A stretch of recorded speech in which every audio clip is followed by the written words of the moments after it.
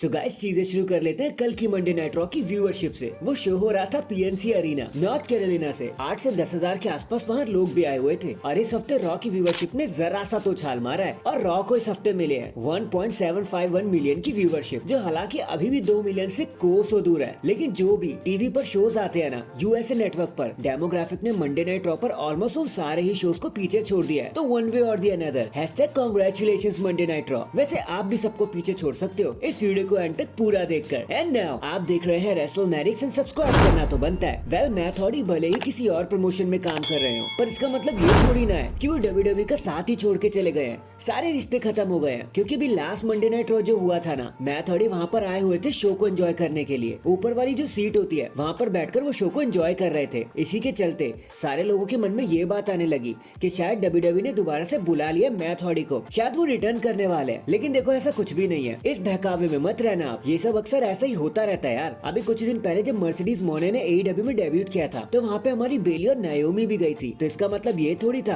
कि उन्होंने शो को ज्वाइन ही कर लिया। इतना क्रॉसओवर तो चलता रहता है भाई, तो हमें टेंशन लेने की जरूरत नहीं है। तो हैशटैग करते रहो crossover. Next last Monday night raw पर बहुत सारे बैकस्टेज मूवमेंट हुए थे, लेकिन कुछ मूवमेंट्स उनमें से ऐसे भी थे जिनके बारे में हमें बात करनी बहुत जरूरी है। तो सबसे पहले हमें एडम पीयर्स दिखाए जाते हैं जो फोन पर निकेल्डिस से बात कर रहे होते हैं, लेकिन तभी वहाँ पर माफी मांगते हुए पॉल हेमन आ जाते हैं और वो कहते हैं कि यार मैं कोई प्रॉब्लम क्रिएट करने नहीं आया, मुझे बस एक अनाउंसमेंट करनी है जिसके बाद मैं यहाँ से शांति से चला जाऊंगा। और ये प्रेडिक्शन नहीं है, ये स्पॉइलर है और ये वही न्यूज होती है जो हमें बाद में पता चलता है कि रोमन ने 1-on-1 जाने की बात करी है कोडी रोड्स के साथ स्मैकडाउन। इसके बाद हमें Paul Heyman and Cody Rhodes की डील जब हो जाती है ना, तो बैक स्टेज में जे उसो मिलते हैं कोडी रोड्स को। उन दोनों में कुछ बातें होती है और जे उसो कहते हैं कि देयर इज नो वे कि तुम वहाँ पे अकेले जाओगे। तो कोडी रोड्स कहते हैं कि शुक्रिया कंसर्न के लिए, पर देखो मैं अपने शब्द दे चुका हूँ, मैं प्रॉमिस कर चुका हूँ, मैं पीछे नहीं हट सकता। तो जे उसो कहते हैं कि यार मुझे सब समझ आता है, कोई बात नहीं, तुम जाओ वहाँ पर, लेकिन मैं ये भी जानता हूँ कि ब्लड लाइन कैसे काम करती है, तो अगर तुम्हें मेरी जरूरत हो तो बिना झटके के क्या देना, मैं वहीं पर आ जाऊंगा। देन दोनों के बीच में हैंडशेक होता है और ये मूवमेंट यहीं पर खत्म हो जाता है। जे उसो वहाँ से चले जाते हैं। नेक्स्ट अपने कॉन्ट्रैक्ट साइन करने से पहले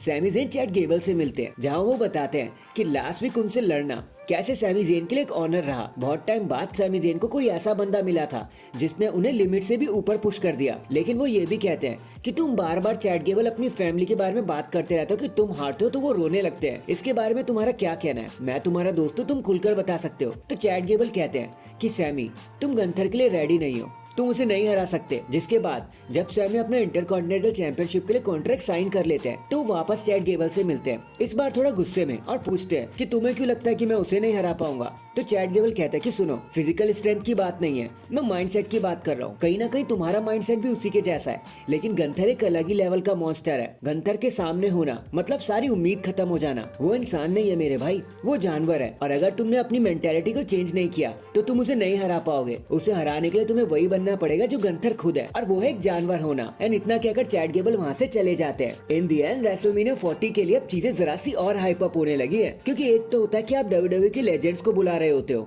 4 चांद लगाने के लिए शो पर, लेकिन अब तो WWE ने ऑल अराउंड द वर्ल्ड से स्टार को बुलाना शुरू कर दिया है। पूरा 360 घुमा दिया रेसलमेनिया 40 को, क्योंकि अब WWE ने बैड बनी, KSI, जेसन कैस, लिल यूजी वर्ट, जॉर्ज किटल्स जैसे इंटरनेशनल स्टार्स को अप्रोच करना शुरू कर दिया है कि वो शो पर आकर शो की शोभा बढ़ाए। एंड ट्रस्ट मी, ये सारे स्टार्स का तो पहले से ही रूमर आ रहा था कि इन्होंने तो शो पर आना ही आना है, तो एटलीस्ट इन्हें तो हम एक्सपेक्ट कर ही सकते हैं। So that is it guys, अभी के लिए तो बस इतना ही। आप मुझे बताना आप किस लेजेंड को देखना चाहते हो एट रेसलमेनिया 40, कमेंट करके जरूर बताना। एंड चैनल पर नया है तो चैनल को जल्दी से लाइक एंड सब्सक्राइब कर दो। बाकी मैं मिलता हूँ आपसे किसी और अपडेट के साथ, तब तक के लिए अपना ख्याल रखें और खुश रहें।